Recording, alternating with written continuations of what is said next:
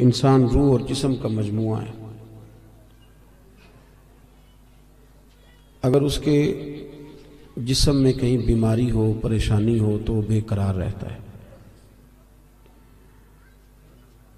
گھٹنے میں درد والے آدمی سے آپ یہ پوچھیں طبیعت کیسی ہے تو وہ کسی اور چیز کا نام نہیں لیتا، گھٹنے کا ہی نام لیتا ہے. کہتا یہ بڑی تکلیف ہے، یہ ٹھیک ہو جائے تو پھر میں ٹھیک ہوں. اگر وہ جسمانی طور پر فٹ اپنے آپ کو محسوس نہ کرے تو بے قرار سا رہتا ہے. اسی طرح کا معاملہ انسان کی روح کا بھی ہوتا ہے. اگر وہ روحانی طور پر بیمار ہو، پریشان ہو، تکلیف میں ہو، سکون میں نہ ہو تو پھر بھی وہ پریشان ہی رہتا ہے. بس ٹھیک ہے جی، آپ کا انتظام کافی ہے، تھوڑا چلے جائیں جی دوست، تھوڑا سا اللہ جزائے خیر دے. اور ایسا نہ ہو کہ آپ سیدھے کرتے رہے میری تقریر ختم بھی ہو جائے. چھوٹا سا خطیب ہوں تو اتنا لمبا تو آپ سیدھا ہونے میں وقت لگا رہے ہیں. اللہ جزائے خیر دے، جلدی کر لیں اور بس سنیں. اب آپ جو حضرات آ جائیں ان کو جہاں جگہ ملے وہ وہاں رک جائیں، اور بول کے آپ کسی سے بھی کوئی کام نہیں اب کہیں گے، اب صرف اشارہ ہی کریں گے. اللہ جزائے خیر دے. اب میں ہی بولوں گا صرف، تھوڑی دیر ہماری سنیں. ویسے بھی سننا ڈبل چاہیے، بولنا سنگل چاہیے. زبان ایک ہے، کان دو ہیں، اس لیے ڈبل سننا چاہیے اور سنگل بولنا چاہیے. آپ میری بات پہ توجہ کریں گے حضرات. اگر انسان روحانی طور پر تندرست نہ ہو، روح بھی اپنی غذا مانگتی ہے، تو انسان بے چین رہتا ہے، بے قرار رہتا ہے. ہمارے ہاں یہ مسئلہ ہے کہ سارا وقت لوگوں کا اپنے ظاہر کو سنوارنے میں لگ جاتا ہے اور بڑا وقت لگاتے ہیں لوگ، لیکن باطن اپنی جگہ پہ پریشان ہوتا ہے. بڑے بڑے جبے کبے اور بڑے بڑے قیمتی لباس کے پیچھے جو روح ہوتی ہے وہ پریشان ہوتی ہے. صاحب رسالہ کشیریہ امام کشیری فرمایا کرتے تھے کہ میں نے بڑے سارے لوگ دیکھے ہیں جو تن کے بڑے ہی اجلے ہیں پر من سے بڑے ہی پریشان ہیں، تکلیف میں.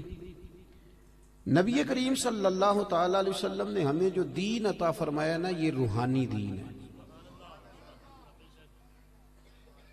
یہ روحانی دین ہے. قرآن اور سنت کے اندر جتنے ارشادات ہیں نا وہ ہماری روح سے بات کرتے ہیں، ہمارے باطن سے کلام کرتے ہیں. کبھی کوئی عالم، کوئی صوفی، کوئی درویش کوئی بات کر رہا ہوتا ہے نا تو مجھے یوں لگ رہا ہوتا ہے کہ میری کر رہا ہے، اس لیے کہ وہ بات اس طبیب اعظم کی کر رہے ہوتے ہیں جو دلوں کے طبیب بن کے تشریف لائے ہیں. یاد رکھیں اس بات کو.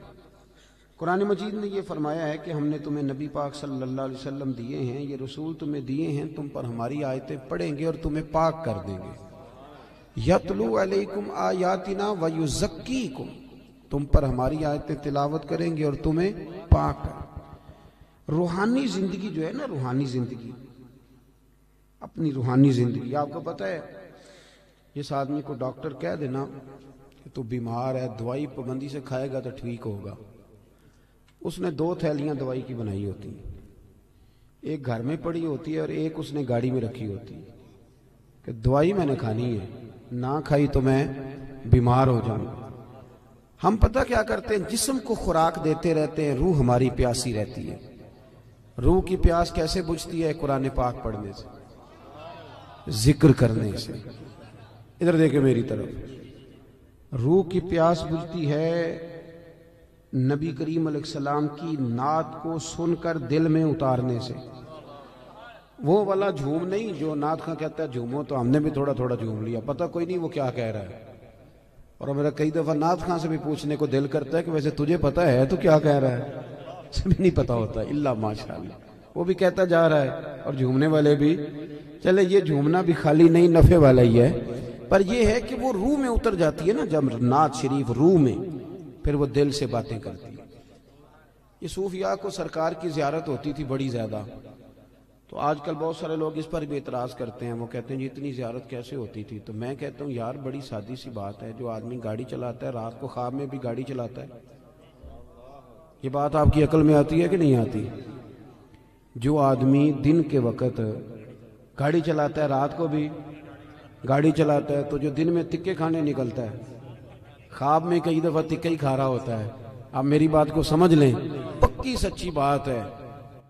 جو سارا دن محبوب کو پڑھتے ہیں، محبوب کو سنتے ہیں، محبوب کو بیان کرتے ہیں، وہ رات کو بھی محبوب کی گلیوں میں ہی رہتے ہیں. یہ سادی سی بات ہے. اب آپ کی پتہ نہیں کیوں عقل میں نہیں آتی. یہ موٹی سی بات ہے. چرخہ جو بی بی دن کو چلاتی تھی، اگر اسے چرخہ نظر آ سکتا ہے تو امام سیوطی سارا دن حضور کی حدیثیں لکھتے تھے تو رات کو سرکار کی زیارت بھی کر لیتے تھے. ہماری جب روحانی زندگی مضبوط ہوتی ہے نا تو پھر ایک کام اور ہوتا ہے. قرآن مجید نے کہا کہ وَالْآخِرَةُ خَيْرٌ وَأَبْقَىٰ، آخرت تمہارے لیے بہتر بھی ہے اور باقی رہنے والی بھی. روحانی زندگی کا تعلق انسان کی آخرت کے ساتھ ہوتا ہے.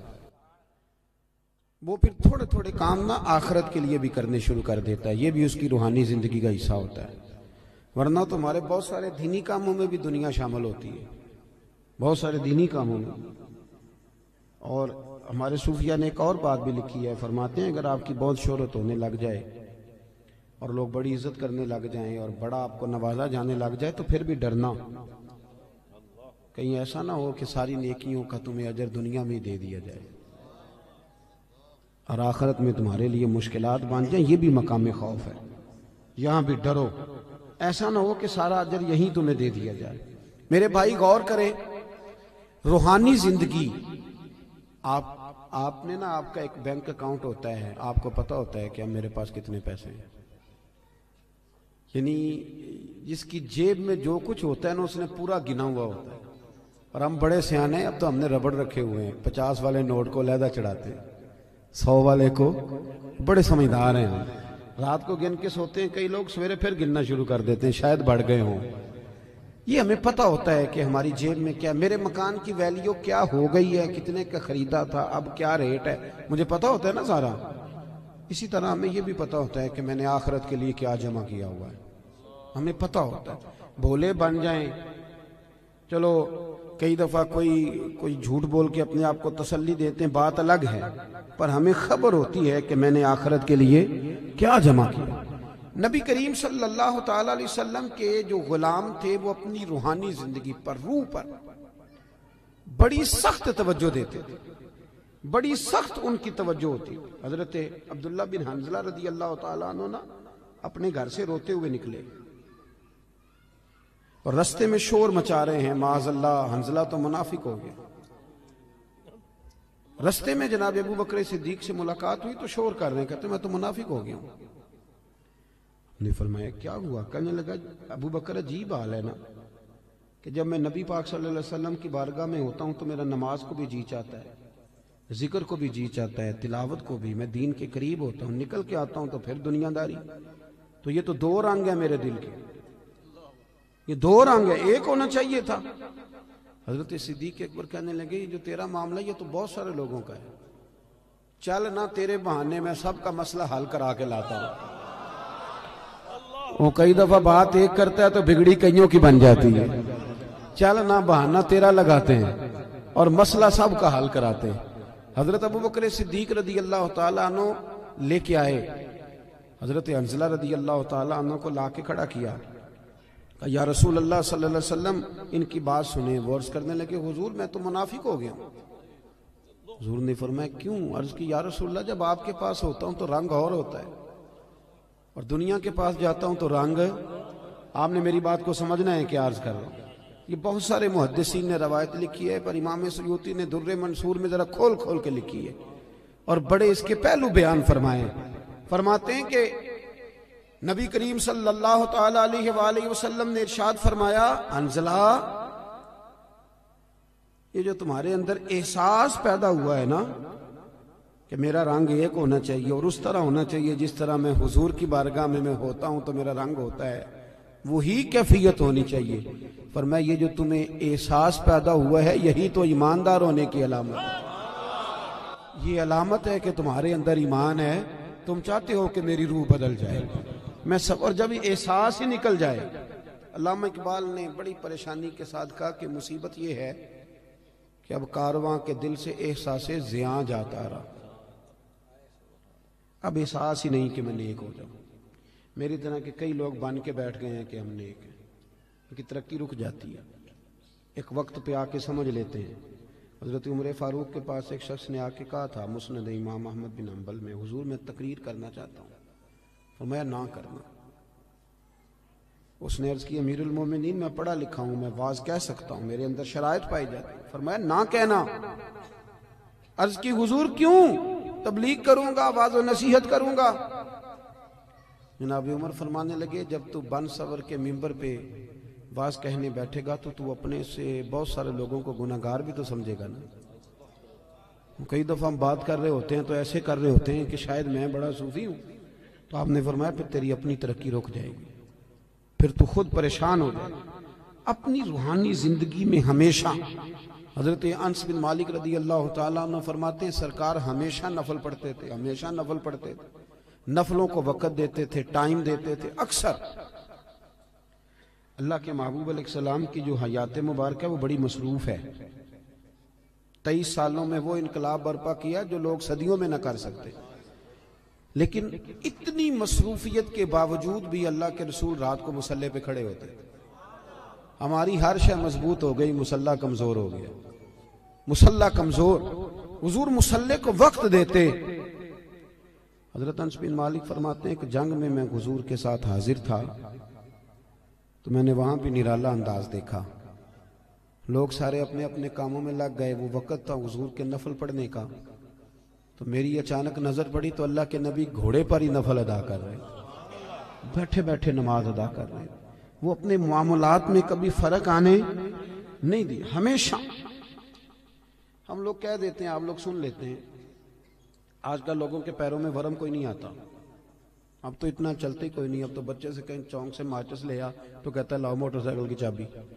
اب کہاں ورم آتا ہے صاحب، یہ دور ختم ہو گیا جب کبھی بہت چلتے تھے لوگ۔ اب تو حاجیوں کو بھی ورم نہیں آتا، اس لیے کہ حاج بھی زیادہ تر اے سی والی بس میں ہی ہو جاتا ہے سارے کا سارا۔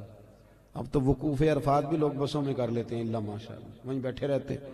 اور ہمارے محدثین نے یہ لکھا تھا کہ اپنی جگہ نہ چھوڑنا، وقوف کا معنی ٹھہرنا، ٹھہرے رہنا جب تک اذان نہ ہو، لیکن وہ ٹوبر آپریٹر کہتا ہے کہ آدھا گھنٹہ رہ گیا بس میں بیٹھو، تو سیٹیں پکڑنے والے ٹائم سے چلے جاتے ہیں، حالانکہ وہاں ٹھہرنا تھا، رکنا تھا۔ اب کہاں لوگ چلتے ہیں، حج میں بھی پیروں میں ورم نہیں آتا، کہیں بھی چھالا نہیں بنتا، کہیں بھی نہیں ٹوٹتا۔ آپ نے کہیں سنا ہو تو سنا ہو، میں نے اپنی زندگی میں نہیں سنا کہ کسی کے پیر میں ورم آ گیا چل کے یا کوئی کام کر کے یا کوئی مشقت کر کے، پر بخاری میں نے پڑھا ہے کہ سیدہ عائشہ صدیقہ رضی اللہ تعالیٰ عنہ فرماتی ہیں کہ اللہ کے رسول اتنا لمبا قیام کرتے تھے، اتنا لمبا قیام کرتے تھے کہ قدموں میں ورم آ جاتا تھا۔ قدم مبارک، یہ والی سنت کب ادا کرنی ہے، اس پہ کب چلنا ہے؟ قدموں میں ورم آ جاتا۔ اور جناب عائشہ صدیقہ کہتی ہیں حضور ایک ہی رکعت، ایک ہی آیت بار بار پڑھتے اور ساری رات بیت گئی، یہ صحیح مسلم میں موجود، ساری رات گزر گئی نماز پڑھتے۔ صبح میں نے عرض کی یا رسول اللہ صلی اللہ علیہ وسلم، آپ کے صدقے اللہ اگلوں پچھلوں کو بخشے گا، تو آپ اتنی مشقت کیوں کرتے ہیں؟ اللہ نے آپ کو حبیب بنایا ہے، امام الانبیاء بنایا ہے، سید الرسل بنایا ہے، اتنی مشقت؟ تو حضور نے فرمایا افلا اکون عبدا شکورا، عائشہ تو نے بتایا نا کہ اللہ نے مجھے بڑی نعمتیں دی ہیں، تو بتا میں اپنے رب کا شکر گزار بندہ نہ بنوں؟ ہم نے کب بننا ہے جی شکر گزار بندہ؟ اور ایک بات اور ذہن میں رکھیں، جب بندہ روحانی زندگی اپنی مفلوج کر بیٹھتا ہے نا، اس کی توجہ نہیں نہ نفل سے، نہ ذکر سے، نہ عبادت سے۔ بڑے میری طرح کے سیانے بندے کو آپ بٹھائیں حجرے میں، اسے کہیں آج کل کون کون مولوی خراب چل رہا ہے، تو 1500-2000 مولویوں کے وہ نام بتا دے گا، آپ کون کون سی جماعتوں میں کیا کیا خامیاں معاذ اللہ ساری گنوا دے گا۔ توجہ ہے میری بات پر؟ اور جب عصر کی نماز کا ٹائم ہو جائے گا نا میٹنگ کے اندر، تو امام صاحب کہیں گے بھی نماز کا ٹائم ہو گیا، تو ان میں نا 75% لوگوں کو کام یاد آ جائے گا، کچھ ہوں گے اس میں سے 50% جو کہیں گے اسی محلے والی مسیتیں پڑھنی جا کے، باقیوں کا کام۔ اور آپ تسبیح دے دیں کہ زیادہ نہیں، صرف 5 تسبیح درود شریف کی پڑھو، نہیں پڑھ پاتے۔ کیوں نہیں دل لگتا ہمارا مصلی سے؟ کیوں نہیں توجہ جاتی ہماری؟ کدھر گیا وہ ہمارا ذوق شوق؟ وہ کدھر گئی ہماری توانائی؟ رسول کریم صلی اللہ تعالیٰ علیہ وآلہ وسلم نے نا حضرت عبداللہ ابن مسعود رضی اللہ تعالیٰ عنہ کو بلا کے فرمایا مجھے قرآن سناؤ۔ اور حضرت ابی بن کعب کو جا کے کہا کہ میں تجھے سنانے آیا ہوں۔ نبی کریم صلی اللہ علیہ وسلم کسی سے سنتے، کسی کو سناتے، یہ ذوق رکھتے، تلاوت کا ذوق۔ حضرت ابو سعید خدری رضی اللہ تعالیٰ عنہ تلاوت کر رہے تھے، حضور تشریف لے، اور میرے بھائی یہ بھی سنت ہے میرے نبی پاک کی، کسی سے قرآن پاک سننا یہ بھی رسول پاک کی۔ اب آپ تھوڑے ڈھیلے ڈھیلے پڑ گئے، یہ کون سا ہلکا ہلکا ایسے ایسے کر رہے ہیں آپ؟ بھائی یہ بھی عنوان ہے، یہ بھی حضور کی سنت ہے۔ میں تو ترس ہی گیا ہوں، ابھی قاری صاحب نے قرآن شریف پڑھا ہے، ترجمہ بتایا ہے، نعت ہمارا ایمان ہے، نعت میں ہماری جان ہے، بغیر نعت کے ہم بچ ہی نہیں سکتے۔ اور میرا سوال یہ ہے کہ پرچیاں آتی ہیں، رکے آتے ہیں نعت خانوں کو کہ یہ بھی نعت سنائیں، قاری صاحب کو روکا کیوں نہیں آیا کہ فلانی صورت بھی سنائیں؟ آج تک نہیں آیا کسی قاری صاحب کو روکا کہ جناب سورہ کوثر پڑھیں، یہ بھی تو حضور کی نعت ہے نا، آنا چاہیے نا رکا، سورۃ الضحیٰ کی تلاوت کریں، یہ بھی تو حضور کی نعت ہے نا، سورہ علم نشر بھی حضور کی نعت ہے کہ نہیں، سورہ یاسین، سورہ محمد، یہ ساری حضور کی، پورا قرآن ہی نبی پاک کی تعریف۔ کیوں نہیں رکے بھیجتے، کیوں نہیں توجہ جاتی؟ حضرت ابو سعید خدری فرماتے ہیں میں قرآن شریف پڑھ رہا تھا، توجہ ہے میری بات پر؟ فرماتے ہیں میں قرآن پاک پڑھ رہا تھا، مجھے کیا پتا کہ حضور بھی میری تلاوت سن رہے تھے، میں تو پڑھ رہا تھا اپنی موج میں۔ کہتے ہیں سرکار سنتے رہے، پھر تشریف لے گئے، تھوڑی ایکو کم کریں جی اس کی۔ کہتے ہیں جب میں حاضر بارگاہ ہوا تو حضور نے فرمایا ابو سعید آج میں نے سنا ہے تو نے بڑا ہی سونا پڑھا ہے، مجھے بڑا پسند ہے۔ ویسے ریاکاری منع ہے، ویسے کسی کو دکھانے کے لیے منع ہے، پر یہاں حضرت ابو سعید نے نیا رنگ بیان کیا، کہنے لگے حضور مجھے تو پتہ ہی نہیں تھا آپ سن رہے ہیں، ورنہ میں نے تو اور بنا بنا کے پڑھنا تھا، ذرا بنا بنا کے پڑھنا تھا، بنا بنا کے، بنا بنا۔ مجھے بات یاد آ گئی، حضرت ابو سعید خدری، یہ شاگرد جو ہے نا کسی کے بھی، میرے بھی ہیں کچھ شاگرد محفل میں، پر آج کل شاگردوں کے لیے دعا بڑی کرنی پڑتی ہے، کیونکہ وہ قول پہ عمل کم ہی کرتے ہیں، دعا ہی ہے ان کو لگ جائے تو اللہ ماشاءاللہ۔ تو حضرت ابو سعید خدری رضی اللہ تعالیٰ عنہ، یہ شاگرد ذرا توجہ کریں، شاگرد ذرا خیال فرمائیں۔ حضرت ابو سعید خدری رضی اللہ تعالیٰ عنہ فرماتے ہیں کہ مجھے بات یاد آ گئی چلتے چلتے، یہ بھی روحانی زندگی کی باتیں۔ فرماتے ہیں چلتے چلتے نا ہم سفر کر رہے تھے تو ایک جگہ رات کو پڑاؤ کیا، طریقہ یہ تھا اس زمانے میں سفر کرنے کا کہ جہاں آبادی ہوتی تھی لوگ اس کے بیچ سفر کرتے تھے،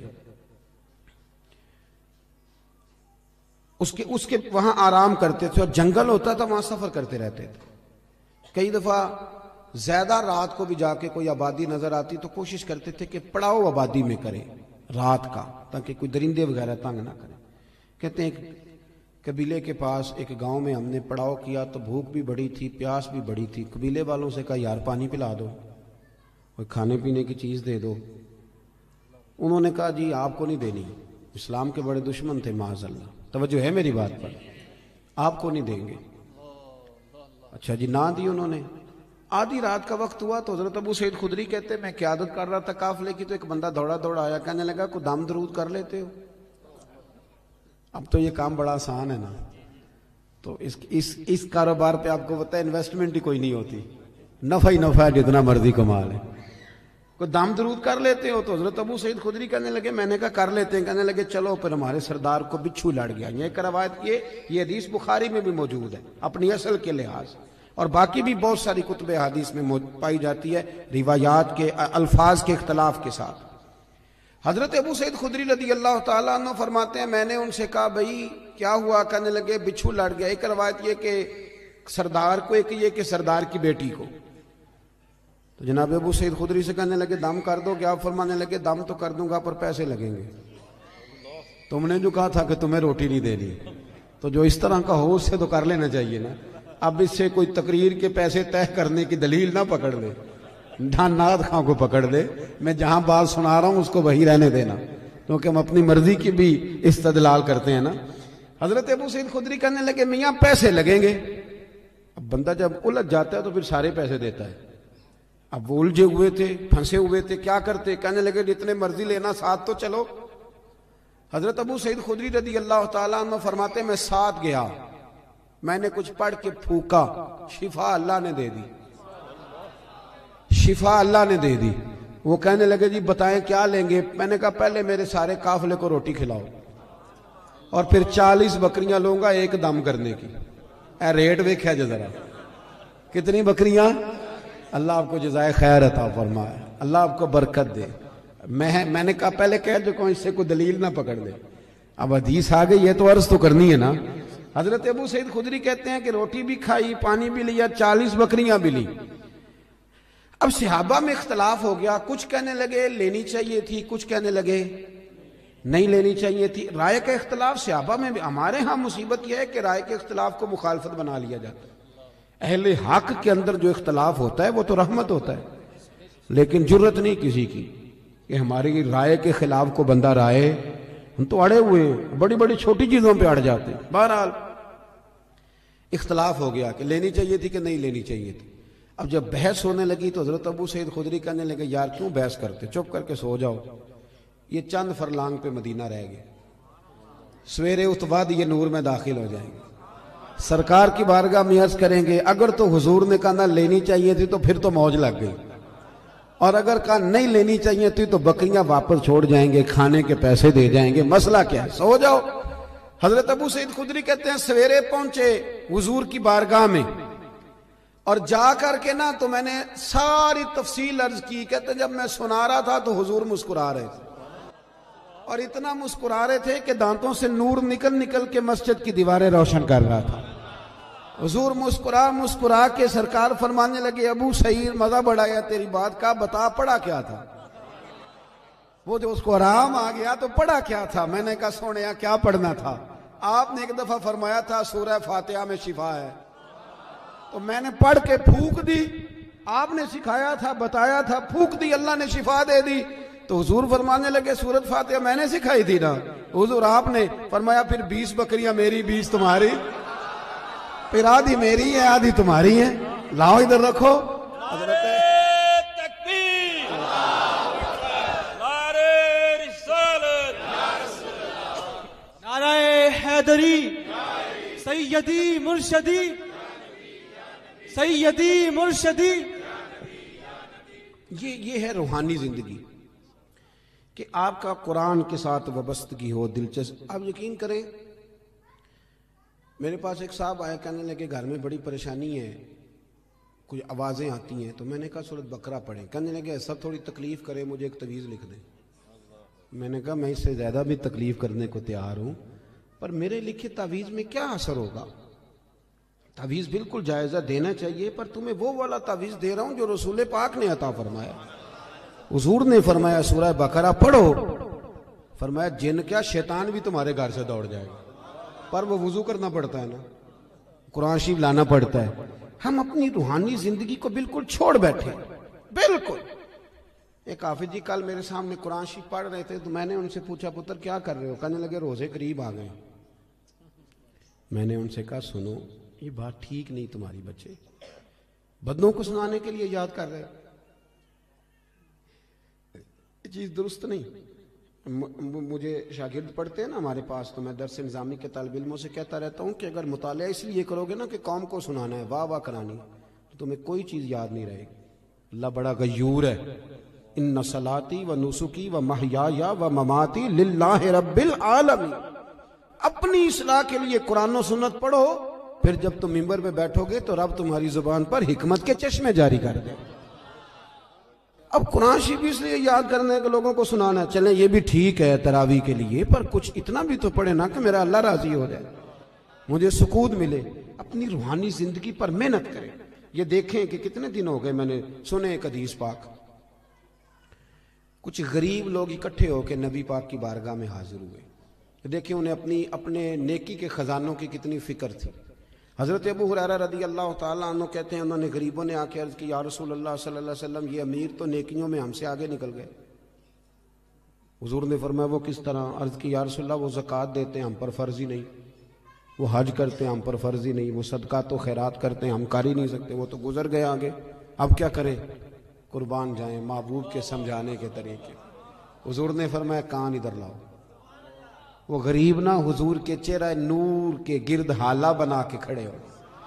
حضور فرمانے لگے سنو کان میں بات, رات کو جب سونے لگو نا تو 33 بار سبحان اللہ پڑھا کرو، پھر 33 بار الحمدللہ پڑھا کرو، پھر 34 بار سبحان. دیکھیں آپ کو یاد، اس کا نام کیا ہے؟ تسبیح ہے سبحان. اللہ آپ کو خوش رکھے. بڑی خوشی ہوئی آپ کی زبان سے لفظ سن. کہا یہ پڑھ کے سویا کرو رات کو. امیر جتنے بھی نیک کام کریں گے نا، تمہاری اس تسبیح کی برکت سے اللہ تمہیں سب امیروں سے زیادہ اجر عطا کرے گا. مشکل کام تو نہیں، سب امیروں سے. انہیں فکر تھی کہ وہ کہیں ہم سے آگے نہ نکل جائیں روحانی دنیا میں، نیکیاں زیادہ نہ کما لیں. آج کل تو رٹا یہ بنا ہوا ہے کہ دیورانی کہتی ہے اپنے شوہر سے کہ میری جیٹھانی نے فریزر نیا لے لیا، اب میرا نہیں گزارا جب تک نیا آئے نا، فوری طور پہ مجھے جدھر سے مرضی ادھار قسطوں پہ لے آ، لیکن شریکے دے نار رل کے ٹرنا پیچھے. یہ ہماری دوڑ ہے. اس سے نقصان ہوتا ہے، اس سے اخلاقی کمزوریاں جنم لیتی ہیں، اس سے آزمائش میں. آپ یہ دیکھیں کہ وہ جو میرا پیچھے خزانہ ہے نیکیوں کا جو خزانہ ہے، اس میں آج کل کیا ہے؟ میری زبان کہیں ایسا تو نہیں کہ باقی ہر جگہ چلتی ہے، صرف ذکر میں نہیں چلتی. میرا سر باقی سارے کام کرتا ہے، صرف اللہ کی بارگاہ میں صحیح نہیں. یہ غور کریں. حضرت ابو ہریرہ رضی اللہ تعالیٰ عنہ فرماتے ہیں وظیفہ پوچھ کے گئے، اور پھر وہ کچھ دنوں کے بعد واپس آئے. گئے تو بڑے مسکراتے گئے تھے، جیسے خزانہ ہاتھ لگ گیا. بڑے کچھ دنوں کے بعد واپس آئے تو بڑے پریشان تھے. حضور نے فرمایا اب کیا ہوا؟ کہا یا رسول اللہ بڑی پریشانی بن گئی. اب بھائی ہوا کیا؟ عرض کرنے لگے یا رسول اللہ وہ بات تو امیروں نے بھی سن لی ہے. ایک صحابی کہنے لگے میرا پڑوسی بڑا امیر ہے، رات وہ بھی تسبیح پڑھ رہا تھا اپنے سین میں سن رہا تھا، حضور اب کیا کرتا ہے؟ تو سرکار اس بات سے راضی ہوتے تھے.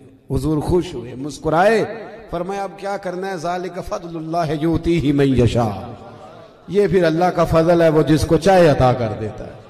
میرے عزیز سمجھیں کہ وہ لوگ، اور وہ ذرا سا بھی اپنے اندر ریا نہیں آنے دیتے تھے.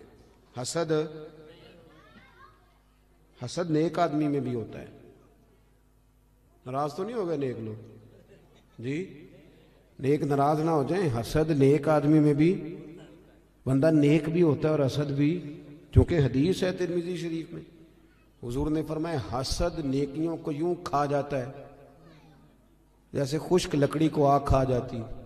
تو اس کا مطلب ہے حضور نے فرمایا بندہ حاسد بھی ہوتا ہے اور نیک بھی ہوتا ہے، اس کے ساتھ ساتھ حسد بھی چل رہا ہوتا ہے اور نیکیاں بھی.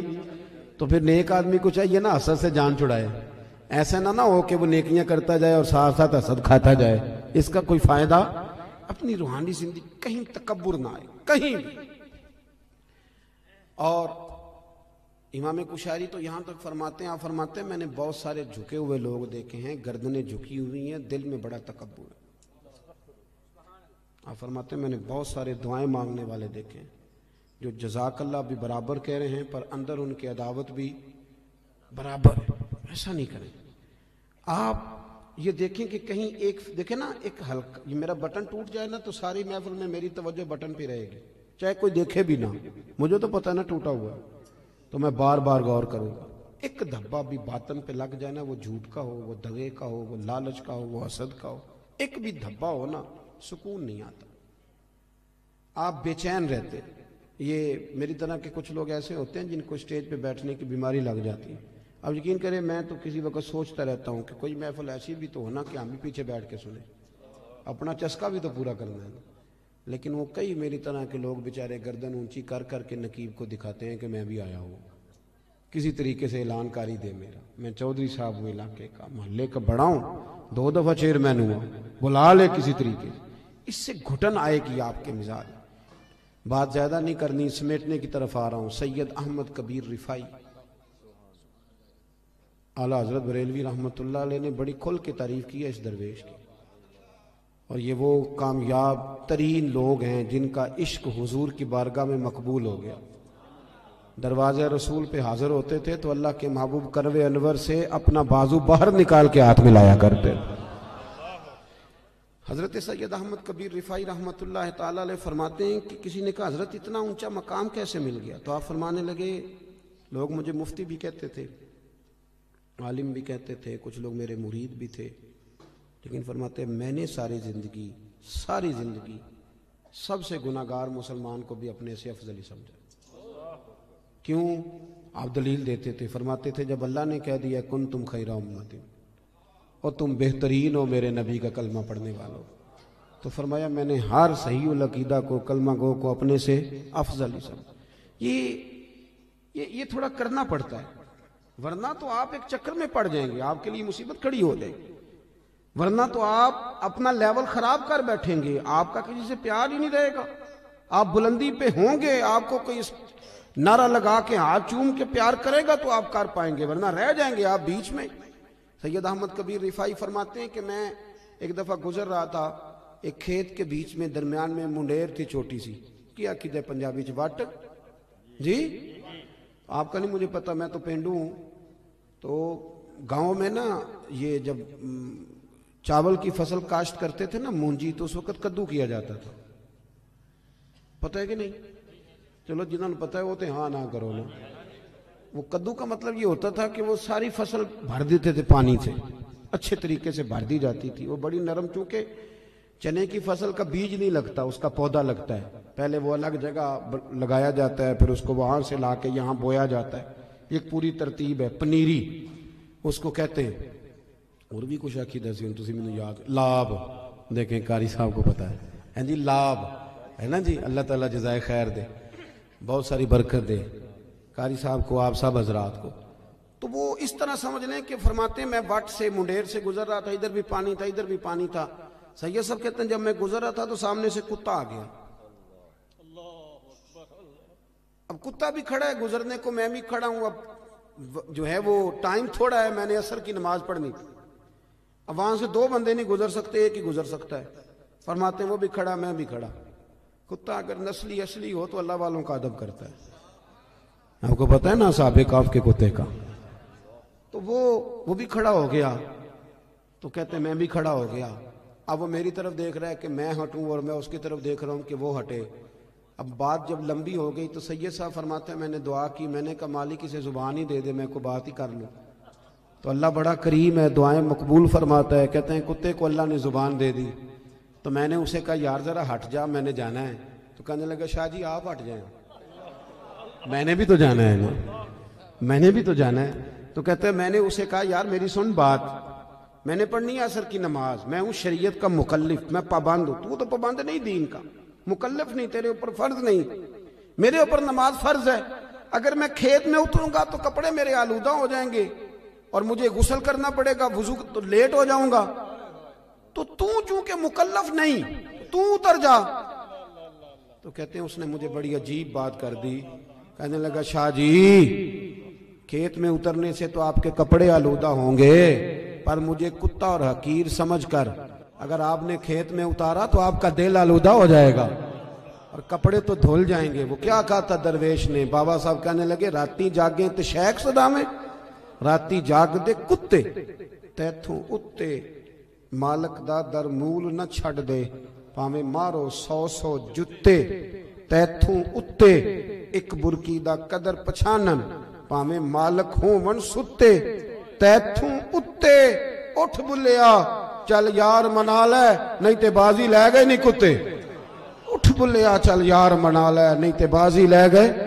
سید صاحب فرماتے ہیں میں چھلانگ لگا کے اتر گیا کھیت میں، کپڑے آلودہ ہو گئے، میں نے دھوئے، نئے سرے سے وضو کیا، کپڑے بدلے، لیکن میرا دل بڑا ٹھنڈا رہا کہ میں نے حقیر نہیں جانا اللہ کی۔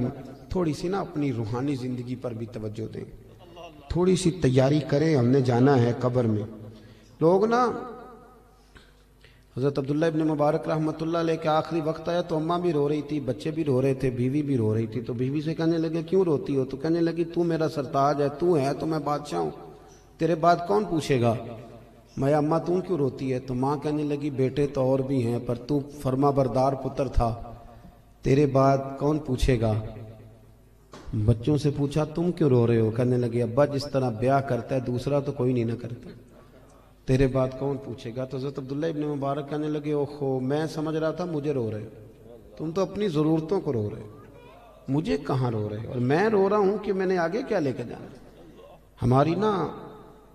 ہماری باقی وزاداری ٹھیک ہے، اب کہاں وہ لوگ ملتے ہیں جن کے کپڑوں پہ پابند لگے؟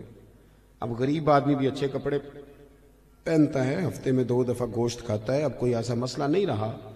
لیکن وہ جو ہماری روحانی زندگی تھی نا، دیکھیں نا مشکات شریف میں حدیث ہے، اللہ کے رسول صلی اللہ علیہ وسلم نے فرمایا اپنے گھروں میں مسجد بناؤ، یعنی گھر میں ایک حصہ مخصوص کرو نماز کے لیے۔ اور حدیث کے اگلے لفظ یہ ہیں کہ گھر کو قبرستان نہ بنا لیں۔ اس کا مطلب ہے کہ گھر زندہ ان لوگوں کا ہے جو گھر میں رہتے ہوں اور نفل پڑھتے ہوں، باقی تو گھر مردہ ہے، جتنے مرضی لوگ بستے ہوں۔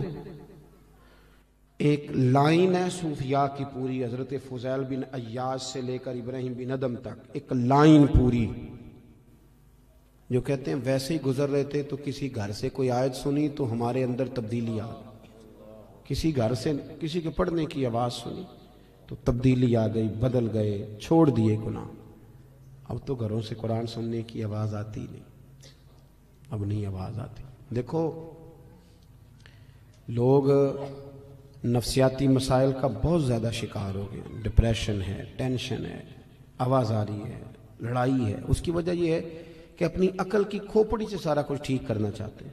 عقل محدود ہے، آپ کدھر تک بھاگیں گے اس کو لے کے؟ بہت ساری چیزیں اللہ رسول پہ چھوڑ دیں اور اپنے جو من کے میل کچیل ہیں اس کو دھوئیں، اپنے آپ کو سمیٹیں، زیادہ ٹانگیں نہیں دنیا کے اندر پھیلائیں کہ جاتی دفعہ اکٹھی نہ کی جا سکے۔ اپنی زندگی میں کچھ چیزوں کو محدود کریں، بچا کے سارا کو چھڑا کے، سب سے مصلی لے کے نا بغل میں چھپا کے تھوڑا الگ سے بیٹھے، ایک تسبیح، ایک پانی کا پیالہ، ایک مصلی، پانی کا پیالہ ڈھکا ہوا، بند کریں یہ موبائل شبائل، تھوڑی دیر تنہا بیٹھے مصلی میں۔ صلاح الدین ایوبی بڑے پریشان رات کو رو رہے تھے، بڑے پریشان تھے۔